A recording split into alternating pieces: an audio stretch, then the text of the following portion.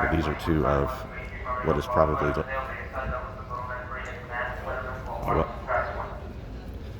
these are two of what is probably the largest collection of working payphones under one roof.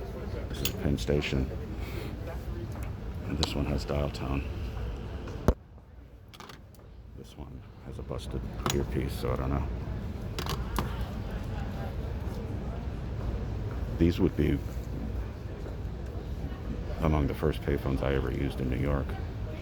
When I landed here in 1990, I made calls from Penn Station payphones to the person who I was staying with to let them know I was here. It couldn't have been these exact phones, but it was somewhere around here, probably upstairs in the Amtrak section.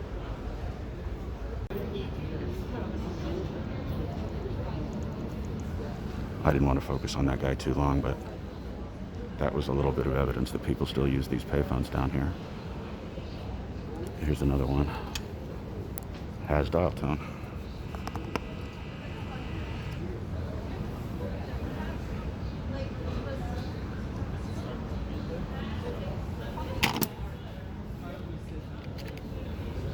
I suppose I could steal this, but I've already done that a few times. I have a drawer full of these things. When you see these armored shells around the handset, that's from back in the days of shoulder surfing, I think it was called. When people made long distance calls with calling cards and credit cards, they would have to punch in their credit card number, and there'd be people standing nearby watching you do that, and it wasn't hard to determine what numbers you were pressing in, you were punching in. So people would write down those numbers and then make all kinds of calls themselves with them, or resell the numbers to others. And this was rampant in places like this and at the Port Authority. It's came to be known as the payphone hustler.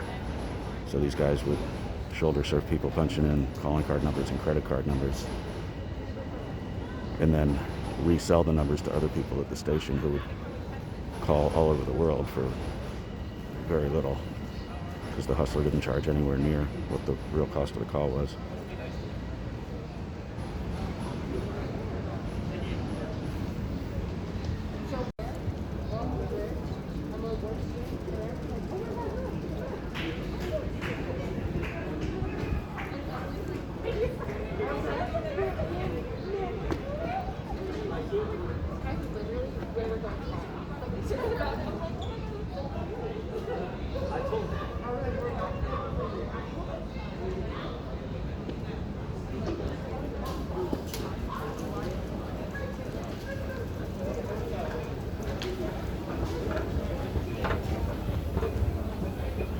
Those phones, by the way, were around the track 16, or one of the track 16 entrances to the LIRR. I don't know if that dude really was using that phone, but he looked to be genuine. For 50 cents, you get 15 minutes of call time, so that's pretty generous. You can have a good long conversation.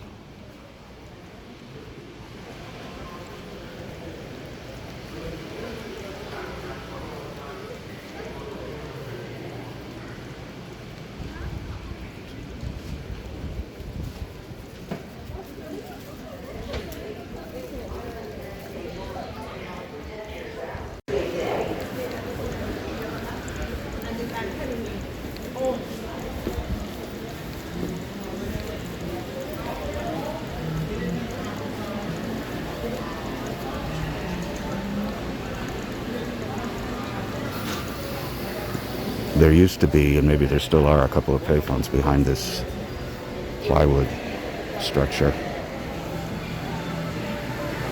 No way to look inside, see if they're still there.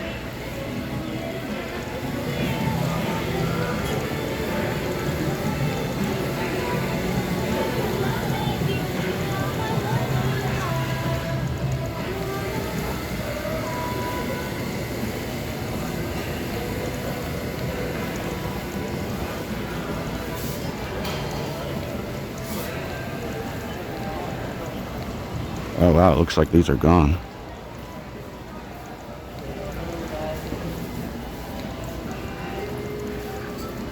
Yeah, there were two phones here before. And what was interesting about them was they were in,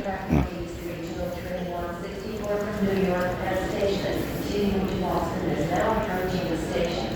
Please stand by for boarding, which will begin momentarily. yeah, you can see the holes where the supports used to be.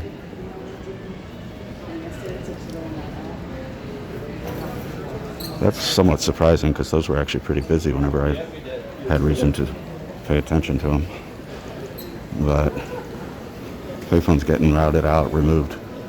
There doesn't seem to be much correlation between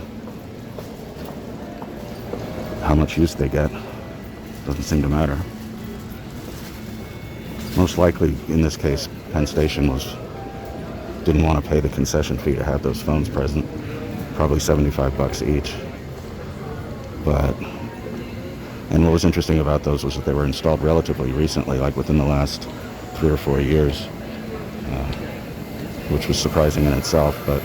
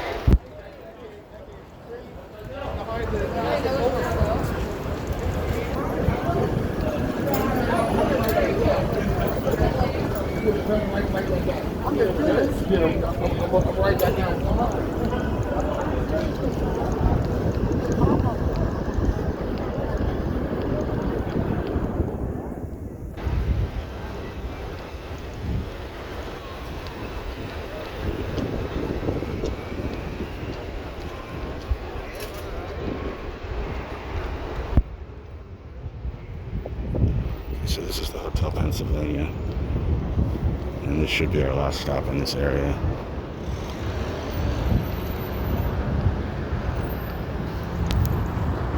And no, it will not be our last stop in this area because they are closed. But there's I think 8 or 9 payphones in here. None of them work, and I have tons and tons of pictures of them, but wanted to add them to this little tour, but can't do it.